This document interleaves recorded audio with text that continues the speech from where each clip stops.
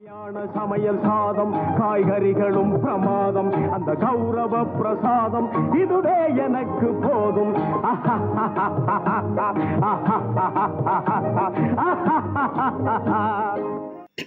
Hi friends, welcome to Ali's Darbar. இந்த நாள் இனிய நாளாக அமைய வாழ்த்துக்கள்.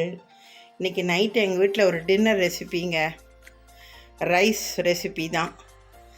எஸ், சுரக்காயை பார்த்ததுமே கண்டுபிடிச்சிருப்பீங்க, சுரக்காய் அடை தாங்க. அதுதான் செய்ய போகிறேன். நான் மெஷரிங் கப்பால் 1 கப்பு இட்லி அரிசி, 1 கப்பு தோரம் பருப்புங்க, இது ரெண்டையும் ஊற வச்சு காரத்துக்கு காஞ்ச மிளகா ஒரு 5லேருந்து 10 மிளகாங்க, காரம் அவங்கவுங்க விருப்பம். ஒரு மீடியம் சைஸ் 2 வெங்காயத்தை பொடியாக நறுக்கியிருக்கேன். கருவேப்பிலை கொத்தமல்லி எல்லாம் கழுவிட்டு நறுக்கி வச்சுருக்கேன். ஒரு 1/2 கிலோ அளவுங்க, இப்படி ஒரு முழம்னு சொல்லுவோம் இல்லையா, அதை விட கொஞ்சம் குறைச்சலாம். எனக்கு சுரக்காய் கையில் இருந்தது, அதை நல்லா தோலெல்லாம் சீவிட்டு நறுக்கி வச்சுருக்கேங்க. இப்போ இந்த சுரக்காய் அடைக்கி நீங்கள் சுரக்காயை துருவி அரைச்ச மாவில் சேர்த்து அடை சுடலாம். இல்லை இந்த பருப்பு அரிசிலாம் அரைக்கும் பொழுது கடைசியாக இதை ஒரு விப்பர் மோடில் விட்டு அரைச்சும் இந்த அரிசி பருப்போடு சேர்த்து இந்த வெங்காயம் இதெல்லாம் தாளிச்சிட்டும் சுடலாங்க, நம்ம விருப்பம்தான். நான் கடைசியாக இந்த சுரக்காயை விப்பர் மோடில் விட்டு அரைச்சி இந்த மாவோடு சேர்த்துட்டு கடுகு வெங்காயம் கருவேப்பிலை கொத்தமல்லி எல்லாம் தாளிச்சிட்டு அடையாக சுட்டு எடுக்க போகிறேங்க. நான் எல்லாம் அரைச்சிட்டு உங்களுக்கு காமிச்சிட்டு அடையாக சுட்டு சர்வ் பண்ணுறேங்க. எங்கள் வீட்டில் அடைக்கி இன்றைக்கி மத்தியானம் நாங்கள் மோர் குழம்பு வச்சேன். ஸோ அது இருக்குது. அடைக்கெல்லாம் அவியல், மோர் குழம்பு, நாட்டு சர்க்கரை, நெய், வெண்ணெய் எது வேணாலும், இல்லை தேங்காய் சட்னி, கார சட்னின்னு நம்ம விருப்பம்தாங்க. நமக்கு எது பிடிக்குதோ எதை வேணாலும் சைட் டிஷ் தொட்டு சாப்பிட்லாம். ஸோ சைட் டிஷ் அசியும் இல்லைங்க. ஒரு கடாயில் 1 டேபிள் ஸ்பூன் குக்கிங் ஆயில் சேர்த்து 1 டீஸ்பூன் கடுகு போட்டிருக்கேன். இப்போ கடுகு வெடிச்சிக்கிட்டு இருக்குதுங்க. இப்போ நம்ம கடுகு வெடித்ததும் இந்த வெங்காயமும் 1 டேபிள் ஸ்பூன் தேங்காயை நல்லா பல்லாக திருவி இருக்கேங்க. தேங்காய் ஆப்ஷனல் தான், உங்களுக்கு விருப்பம்னா சேர்த்துக்கோங்க. இதை தாளிச்சிட்டு கடைசியாக கருவேப்பிலை கொத்தமல்லி ஆட் பண்ணிவிட்டு அடையை ஊற்றி எடுக்க வேண்டியதாங்க. நான் எல்லாம் தாளிச்சிட்டு மாவை காமிச்சிட்டு அடையை ஊற்றுறேன். இப்போ பாருங்கங்க,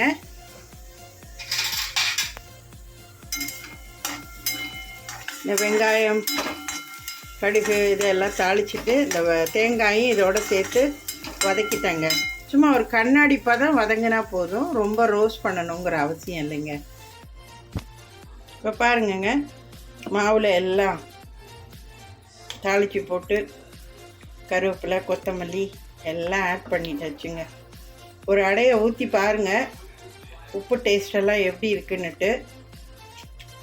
உப்பு பத்தலைன்னா எவ்வளோ தேவையோ அதை ஆட் பண்ணிக்கோங்க.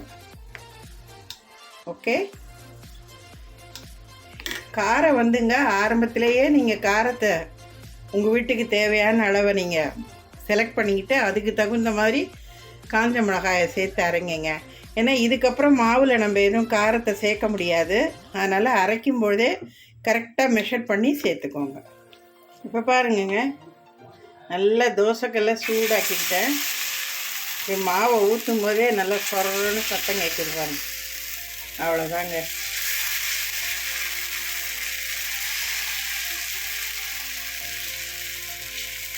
ஓகே,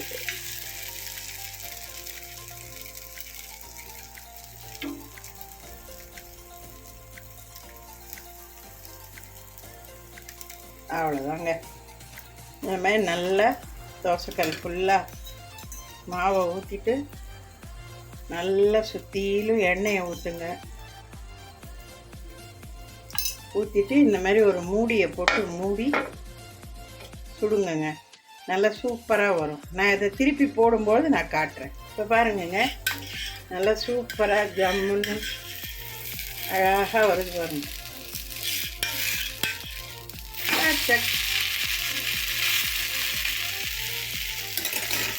பாருங்க, ஏற்கனவே ஒரு குட்டி தோசை ஊற்றி பார்த்தேன், உப்பெல்லாம் சரியாக இருக்கா என்னன்னு. எங்கள் வீட்டுக்கு கரெக்டாக இருக்குங்க. உப்பு காரம் எல்லாம் நீங்கள் உங்கள் வீட்டுக்கு தகுந்த மாதிரி அரைச்சி அட்ஜஸ்ட் பண்ணி சுட்டு சூப்பராக சாப்பிடுங்க. அடுத்த அடையும் நல்லா சூப்பராக ஊற்றியாச்சு. ஜம்முன்னு வந்துட்டு பாருங்க. இது முதல் அடை, இது ரெண்டாவது அடை. ஓகே, என்னங்க நல்ல சூப்பரான நல்ல டேஸ்டான சாஃப்டான ஓரெல்லாம் நல்ல முறுமுறுன்னு ஜம்முன்னு சுரக்காய் அடை மேலே நெய் ஊற்றிருக்கேன். மத்தியானம் எங்கள் வீட்டில் லஞ்சுக்கு வச்ச மோர் குழம்பு நாட்டு சர்க்கரைங்க. இதை விட என்னங்க வேணும்? சூப்பராக நான் முன்னையே டேஸ்ட் பண்ணி பார்த்துட்டேங்க. செம்ம சூப்பராக இருக்குங்க. நல்லா சூடாக ஊற்றி எடுத்துகிட்டு வந்திருக்கேன். அவ்வளோ அருமையாக இருக்குங்க. சாப்பிட்டுக்கிட்டே இருக்கலாம் போல இருக்குது நல்லா. இது not only night dinner recipe இல்லை, breakfast, evening tiffin, night dinner, நமக்கு எப்போ வேணுமோ எப்போ வேணாலும் மாவு கையில் இருந்தால் நம்ம ஊற்றி சாப்பிட்டுக்கலாங்க.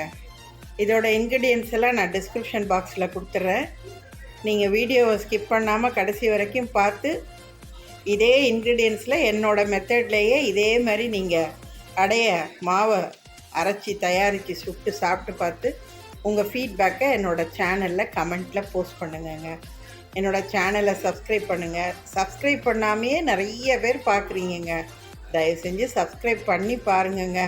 ஆல் பெல் சிம்பலை கிளிக் பண்ணிக்கோங்க. நான் போடுற ஒவ்வொரு வீடியோவும் நோட்டிஃபிகேஷன் சிம்பலோடு உங்களுக்கு உடனே அப்லோட் ஆகிடும். என்னோடய ப்ளேலிஸ்ட்டை செக் பண்ணுங்கள். நிறைய அப்லோட் பண்ணியிருக்கேங்க. நிச்சயம் அதில் உங்களுக்கு ஏதாவது ஒரு ரெசிபி கண்டிப்பாக பிடிச்சிருக்கும். நீங்கள் அதை செஞ்சு சாப்பிட்டு பார்த்து சொல்லுங்கள். எனக்கு நல்லா சப்போர்ட் பண்ணுங்கங்க. வாழ்த்துக்கள். வாழ்க வளமுடன். அடுத்த ஒரு சூப்பரான நைட்டு டின்னர் ரெசிபியில் உங்களை நான் சந்திக்கிறேன். Have it. Emmy. See you next. Bye-bye.